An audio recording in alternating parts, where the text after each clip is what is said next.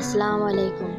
প্রত্যেকদিন বিকেলে হাজবেন্ডের জন্য কিছু না কিছু বানাতে হয়। তো আজকে বানালাম আটা দিয়ে সিঙ্গারা।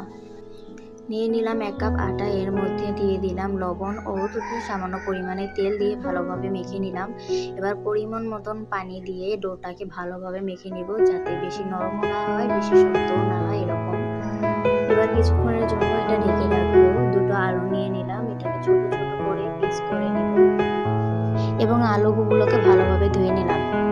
কড়াইতে তেল দিয়ে দিলাম, তেল গরম হয়ে গেলে এর মধ্যে পেঁয়াজ দিয়ে পেঁয়াজটা ভালোভাবে ভেজে নিব এবং কাঁচামরিচ ও পেঁয়াজটা ভালোভাবে ভেজে নিব। এর মধ্যে দিয়ে দিব স্বাদ মতন লবণ, হাফ চা চামচের কম গরম মশলা ও ধনিয়া গুঁড়া দিয়ে ভালোভাবে মিশিয়ে নিলাম। এর সাথে অ্যাড করেছি একটি ম্যাজিক মশলা। সবকিছু ভালোভাবে মিশিয়ে নিলাম। এবার এতে সামান্য পরিমাণে একটু হলুদের গুঁড়া ও একটু মরিচের গুঁড়া দিয়ে মিশিয়ে নিলাম আবারও। এর মধ্যে কেটে রাখা আলুগুলো দিয়ে ভালোভাবে নেড়েচেড়ে নিয়ে এলাম। আলুটাকে একটু ভেজে নিলাম। এবার এতে পরিমাণ মতন পানি দিয়ে, আলুটা যাতে সিদ্ধ হয় সেই পরিমাণ পানি দিয়ে ঢেকে দিলাম। আলুটা যখন সিদ্ধ হয়ে গেল এবং এরকম মাখো মাখো হয়ে গেল, তখন নামিয়ে ঠান্ডা করে নিলাম। সিঙ্গারার শেপ দেওয়ার জন্য ছোট করে রুটি বেলে নিলাম, মাঝখান থেকে কেটে নিলাম। এবার সিঙ্গারার শেপটা দিয়ে দিচ্ছি। এভাবে খুব সহজেই সিঙ্গারার শেপটা দেওয়া যায়।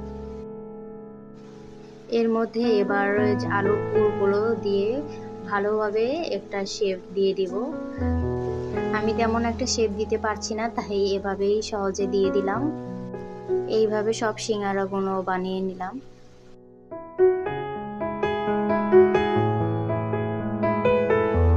সিঙ্গারাগুলো সব বানানো শেষে এবার একটা কড়াইতে তেল বসিয়ে নিলাম।